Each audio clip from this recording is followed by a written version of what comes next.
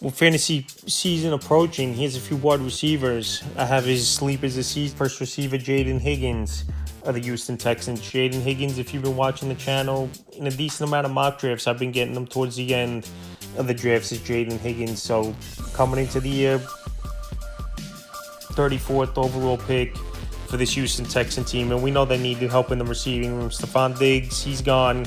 He's with the Patriots in free agency. Tank Dell out for the season, breaking his leg in that game last year versus the Kansas City Chiefs. Obviously got Collins, one of the best receivers in the league. Christian Kirk they traded for, but Jaden Higgins, I think he could be a wide receiver that could step in from day one and have an impact. At 6'4", he's going to have obviously a lot of advantages. He could run all the routes, and he could go out there and make the big plays as Jaden Higgins. And this offense, I think this season could get back to where they were a couple years ago. C.J. Stroud, the numbers weren't great. The efficiency wasn't great. His interceptions went way up last season. But I think adding wide receiver like Higgins with his size and versatility and Christian Kirk, this offense is going to improve. And the thing with Higgins, they used high draft capital on him. So he's lining up in training camp as the number 2 wide receiver with Christian Kirk in the slot and obviously Collins the number 1. And I think Higgins is a late round pick going in most fantasy drafts where I've been getting him 13th, 15th round range is someone who could be a deep sleeper for fantasy owners. And it wouldn't be surprising to me if he's one of the better wide receivers this season. Next receiver, another rookie, Luther Burden III of the Chicago Bears. So Burden III, I know training camp, he reported a little bit late, but he was a second-round pick, 39th overall this season in the NFL draft. So Keenan Allen, they didn't re-sign him. He went back to the Chargers. Rome Odunze, he's there, obviously, as well in his second season after he was a top 10 pick last year. DJ Moore, then number 1. But Luther Burden, as a slot guy and a number 3 wide receiver, I think he could be solid for fantasy owners and still put up numbers for the Chicago Bear team, especially with Ben Johnson as the head coach. He's going to try to obviously run this offense very similar to the Lions. He was the offensive coordinator for a few seasons, and we see how this Lion offense operates, spread out teams, a lot of speed, high tempo, and I think this Bear team's going to try to do that. But we'll see, obviously, if Caleb Williams could do that and get everyone involved like Jared Goff has over the last few seasons. So just like Higgins, Luther Burden, he's going late in fantasy drafts. You could get him 13th, 15th round range even, and you could stash him on the bench and see, obviously, if he's going to be a player that could break out, or after a few weeks of holding him, you drop him loose to the free agent pool. But like I said, he'll be the number 3 coming into the year. He had a great college career as Luther Burden, and this offense has a lot of potential this season in Chicago to put up a lot of numbers, especially with Ben Johnson, like I said, being one of the better offensive minds in all pro football. Next wide receiver, Matthew Golden, another rookie of the Green Bay Packers. Golden, a first-round pick, and we know they needed some help in the receiving room, even though they got a collection of a lot of receivers, even though none of them, to me, is a true number 1. So Golden, it wouldn't be surprising if he stepped in and could be a number 1 wide receiver. Right now, he's going in that 10th, 12th round range in most fantasy drafts is Matthew Golden. Romeo Doubs over there still. Jaden Reed, who's more of a gadget guy, slot receiver to me, in my opinion. Christian Watson, he was a highly touted prospect. He had one breakout season, but injuries have done him in over the last couple years. And Dontayvion Wicks in the receiving room as well. So I think Matthew Golden, he could step in pretty much right away for this Green Bay Packer team and possibly be the number 1 wide receiver. He can run all the routes. He's golden. He's got the speed, obviously. I know he's not that big of a receiver, 5'11", 191. But like I said, with his speed and the route running ability for Golden, he could go out there and have a big year. Last season, in his last year in college, 76 catches, 988 receiving yards, and 13 touchdowns. So he has the nose for the end zone.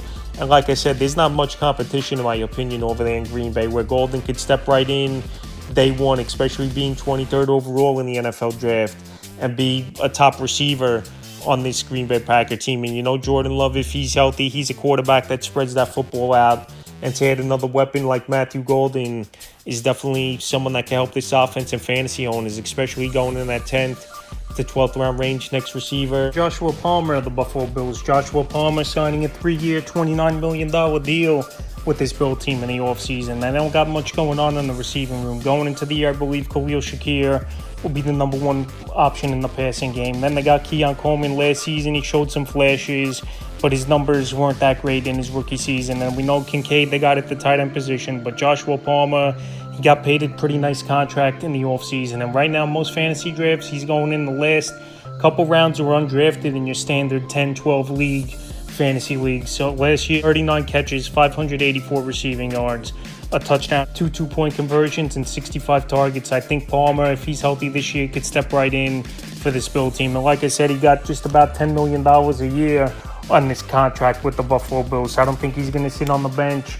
after getting a nice chunk of change in free agency as Joshua Palmer. We've seen some flashes from him with some big games with Justin Herbert and the Chargers over the last couple seasons on and off. But last year with injuries and not seeing the field as much, especially with the emergence of Ladd McConkey, he took a back seat and obviously left in free agency, but now to play with Josh Allen and this Buffalo Bill team that's looking for a wide receiver to step up and be a true number one option. I'm not saying Palmer's going to be that, but is a sleeper option and someone to take in the last couple rounds just to see what he could do on your bench the first few weeks. One of the best, if not the best quarterbacks in the league is Josh Allen. Definitely someone that would take a flyer on is Joshua Palmer this season. And the final wide receiver I have is a sleeper, Keenan Allen of the Los Angeles Chargers. Keenan Allen, last season he got traded off from the Chargers to the Bears in the off year. And with the Bears, he didn't have a great year until the second half of the season. Him and Caleb Williams started getting things going, and they did play a lot of catch-up. But like I said, the last